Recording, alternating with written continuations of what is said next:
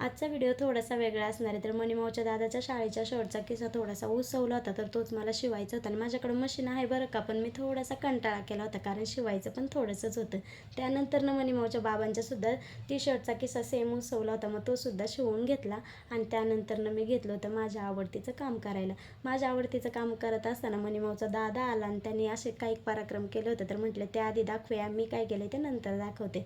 तर मस्त असं काहीतरी करत होता, तर मला सुद्धा आवडलं म्हणूनच म्हटलं थोडासा व्हिडिओ घ्यावा त्याचा. तर छानच केलं होतं त्याने म्हणून म्हटले बघू रे काय केलं आहे. तर मला दाखवलं त्यांनी आईस्क्रीमच्या काडीला पुढे शॉप केलं होतं आणि अशी नळाची तुटी घेऊन त्याची गन बनवली होती आणि बरोबर नेम धरून त्या बॉक्सवर मारत होता.